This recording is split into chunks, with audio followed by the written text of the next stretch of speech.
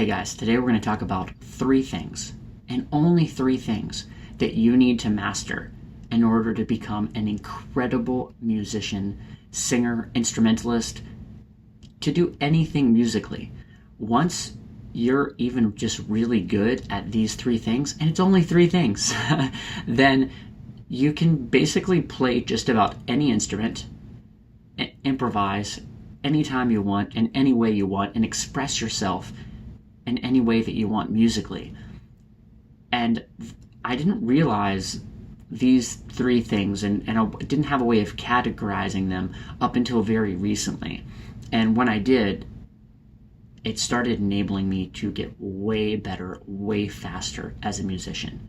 So I practice all of these things individually, and then when I put them together, suddenly there's just an explosion of musicality. So here they are.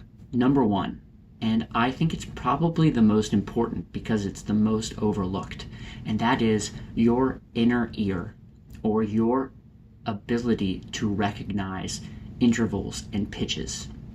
Now, I'm not talking about having perfect pitch. If you don't have perfect pitch already, you're never going to have it. So I'm just talking about your ability to hear what a note is within a scale, mainly the major scale and the minor scale. Once you can do this, and you know intervals, and anytime you hear 2 notes played, you know what those intervals are, and you know that's a fifth, or a fifth down, or a fourth down. Once you have mastered intervals and the ability to know what a note is within a key, you can improvise whatever you want, because whenever you sing a melody, you already know what all of these notes are over any chord that you're playing. So if you have not mastered intervals, you will never be a great improviser. It's just impossible, because if I play this note and I don't know what, if I sing,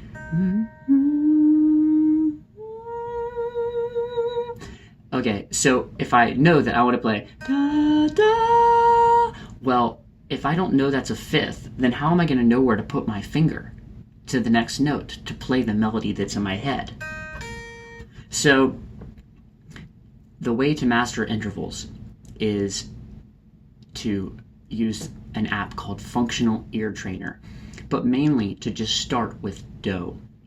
So if, for instance, if I sing the song, somewhere over the rainbow, way up high, there's a land that I lived on once in a lullaby.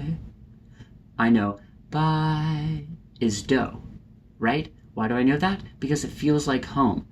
Some do, if again, somewhere.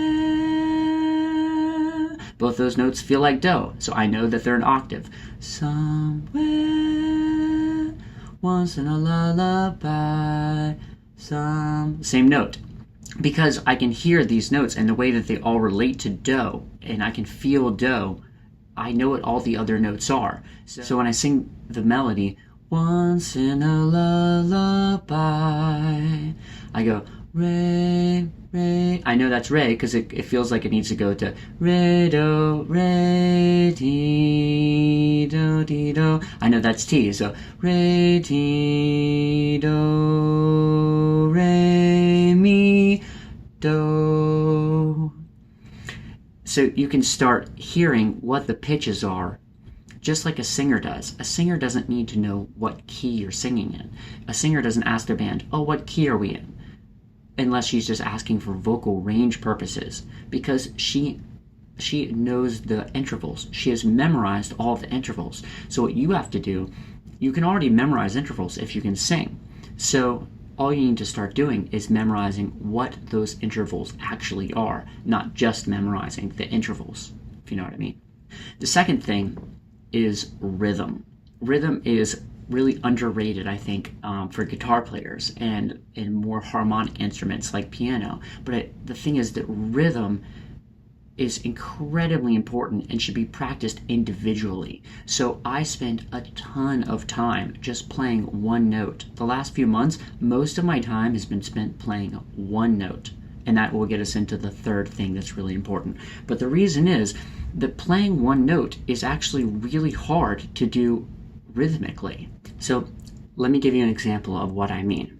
If I'm going to play this note and just play all the notes straight, just play 1, 2, 3, 4, 1, 2, 3, 4, and these four notes, it would sound like this.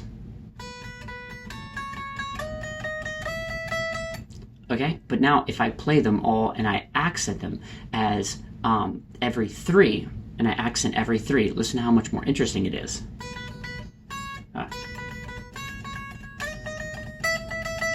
So if I was going to do it fast, like for instance like this.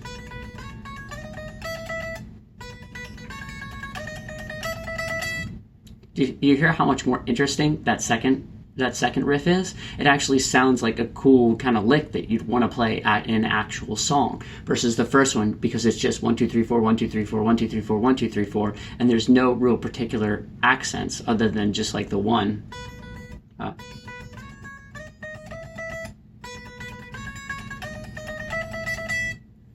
It's just way, way more interesting.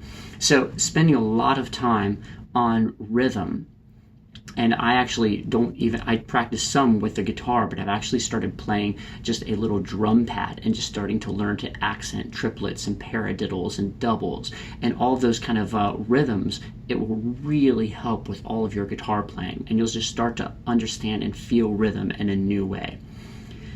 The third thing is speed.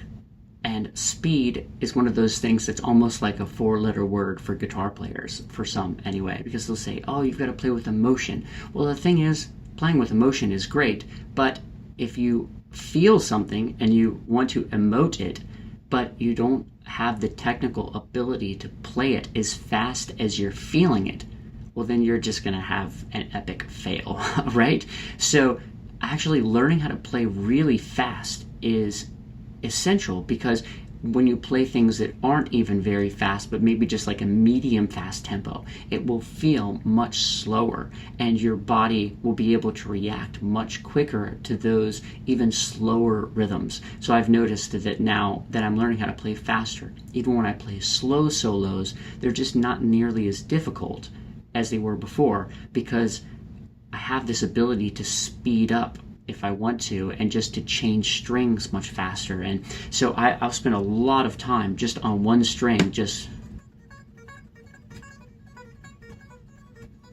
speed is something very essential. So once you learn these three things, your ear, rhythm, and speed, that's basically all there is to music.